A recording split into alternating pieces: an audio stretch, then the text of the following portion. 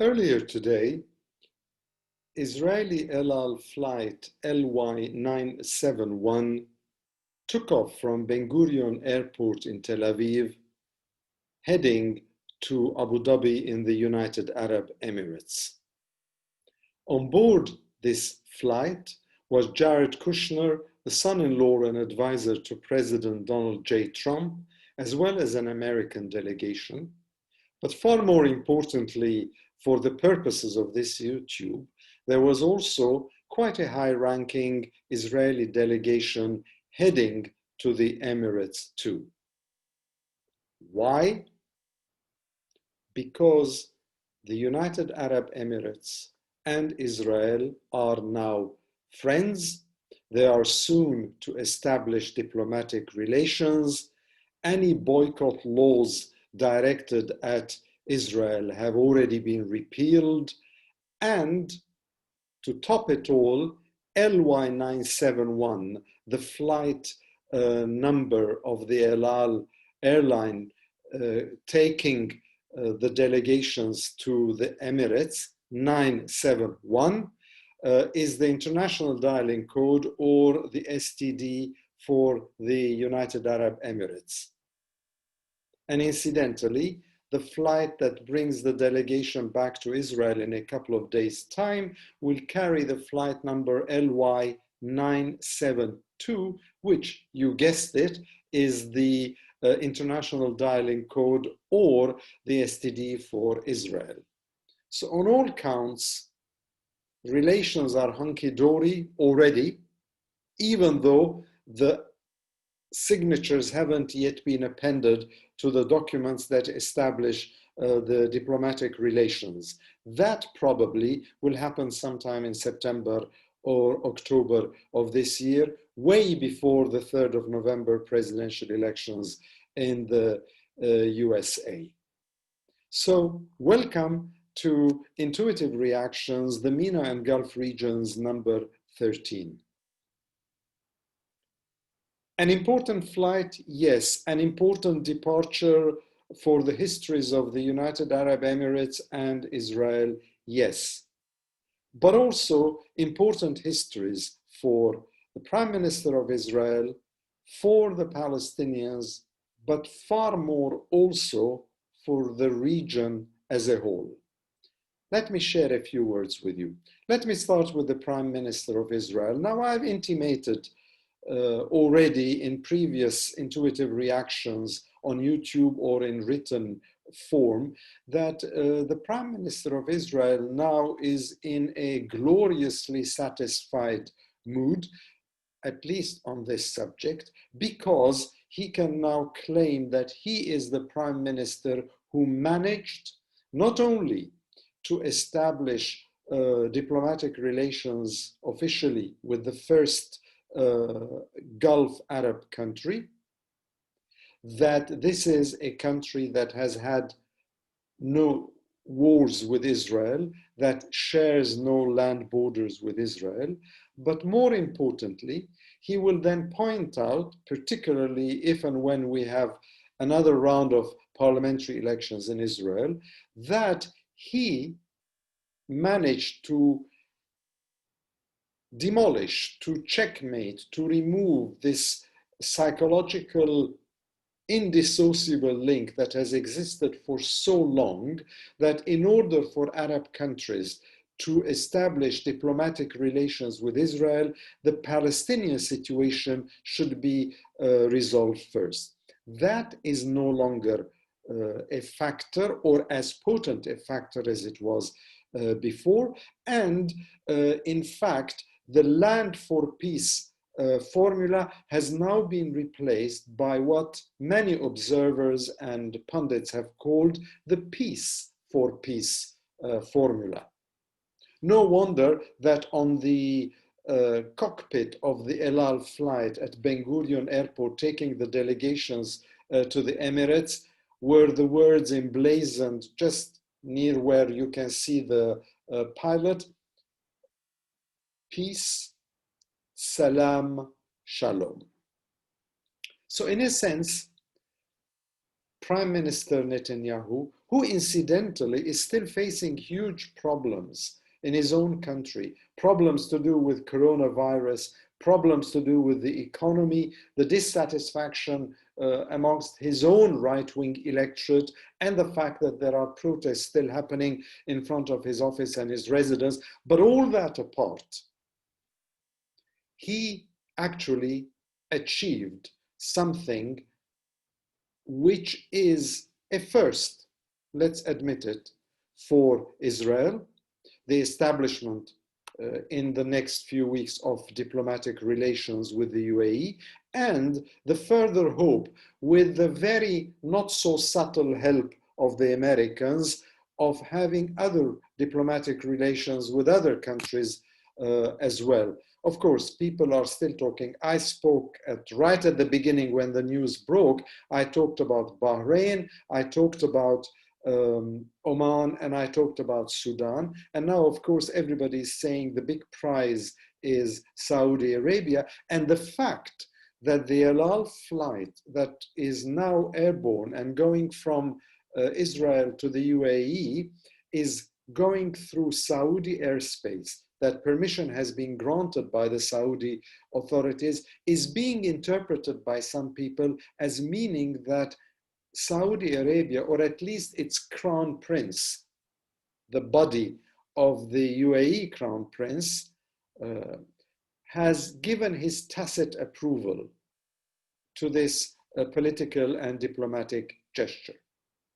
So the first winner is Prime Minister Benjamin Netanyahu, and I suppose we will soon see the effects of this peace treaty upon ordinary, normal citizens in the state of Israel, as well as, incidentally, in the UAE.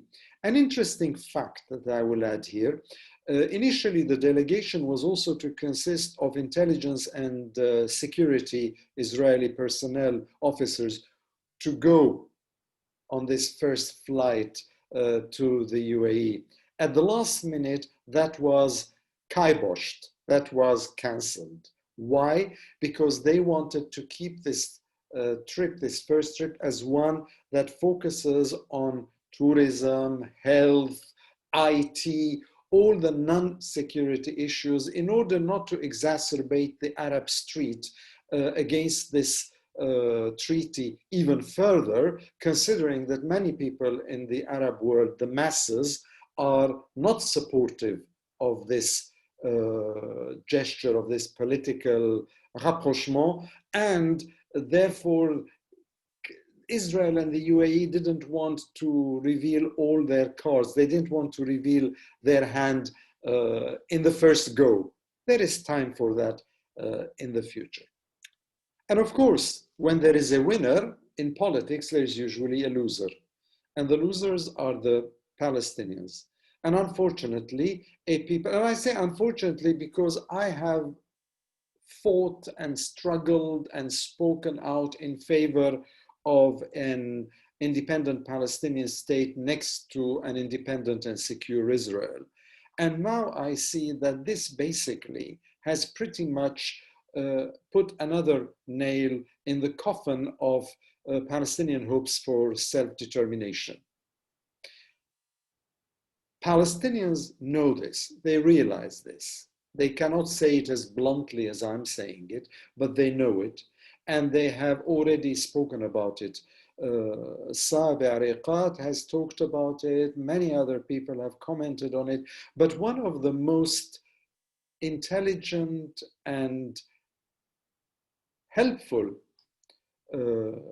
comments on this treaty comes from Dr. Mustafa Barghouti, himself a medical doctor, who is also the General Secretary of the Palestinian National Initiative, or the Mubadara, who spoke for 18 minutes in an interview in Arabic, incidentally, with H Media, and in which he basically talked about this talk of normalization of relations. I will add the link in case you speak or understand Arabic in the description box of this YouTube. But the fact remains that for the Palestinians, who are the losers in this equation, in this new development, the message is very clear. Dr. Barghouti said it, I say it, many other people far, far more involved with the conflict than I would also say it to you and have been doing so for long. Palestinians should get their act together. They should be united. They should speak with one voice. This division between Gaza and Ramallah, between the Sultan in Ramallah and the Sultan in Gaza, this tug of war, this dissonant force that has basically been the undoing of the Palestinian cause, amongst others, has to be healed. And I think finally, after the closure of the mission, the Palestinian mission in Washington, D.C., after the move of the US Embassy to Jerusalem, after the recognition of the Golan Heights as Israeli territory by the American administration, finally, I think the Palestinians are beginning to realize that it is more important to focus on the national cause than to focus on their own powers and on their own authority and on their own interests. So maybe in the next few days, we will indeed see all the Palestinian factions coming together and trying, hopefully trying will mean succeeding, in forming a joint united front against what basically is a dramatic weakening of their bargaining position.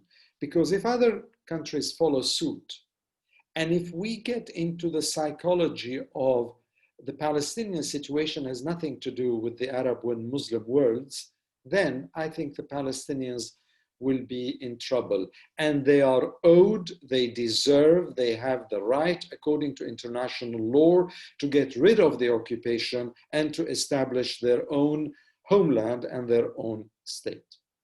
So, winner, loser. But there is a third dimension that I would like to leave with you, and that dimension is the more regional dimension. The United Arab Emirates has been very much involved with Libya, with Yemen, with Syria. It reopened the embassy there, even though Syria is still not admitted formally to the Arab League again. And it has been basically going around putting down roots, establishing its presence across many, many ports and harbors in the African continent. Somalia, Somaliland, it's only one example amongst many. Another is the recent news that the UAE backed and led troops had taken the Socotra Island. What is Socotra Island, you might ask? Socotra Island is part of an archipelago of 4 islands, which is something like 200 miles southeast of Yemen and about 250 miles east of Somalia, just to give you an idea, because I mentioned Somalia earlier, and it is very much at the mouth of the Gulf of Aden. What does it mean? It means that this narrow strip controls all shipping between Asia and Europe. And there are reports, I don't know whether they are true or not, but there are reports that Israel and the UAE are going to lead joint security operations from Socotra. By the way, Socotra, I don't know if you realize it or I mentioned it without even noticing, Socotra is part of one of the governorates of Yemen. If this were to happen, this really is a first, that an Arab Gulf country and Israel will work together in terms of security and intelligence, in addition to all the other things I mentioned earlier, and will try to basically not only monitor what's happening in that whole region, and that's quite a footprint, but it will also be a a very, very strong menacing presence for Iran first, but also for other neighbors in the MENA and Gulf region. So let us keep that in mind. And in this proliferation of control that the UAE is having across that coastline of Africa, let us keep in mind that Yemen is an example. And if it is true what is being said, then this is going to be quite serious because it will impact relations with Iran, it will impact relations, well, basically all the vessels all the way to China. And so let us keep that very much in mind. And I would end with just one little thought. I was one of those people who started talking about normalization and that this is an example of normalization, etc., etc. What is interesting is that as things develop, because at the beginning you're never too sure where this is going to go, but as things develop, I'm just beginning to wonder, and I leave this as a very big question mark, because this question mark has geostrategic implications. Is this really merely a normalization of relations? Is it only, might I add, an attempt by Jared Kushner and his delegation, his group, his father-in-law, to basically put an end to Palestinian hopes and aspirations and redraw the map of the region? Or is this beginning to look more like an alliance between the UAE and Israel, which could be open to other parties? And if this were the case, then I think that we are going back to President Donald J. Trump's idea of an NATO regional power or NATO-like regional power in the region.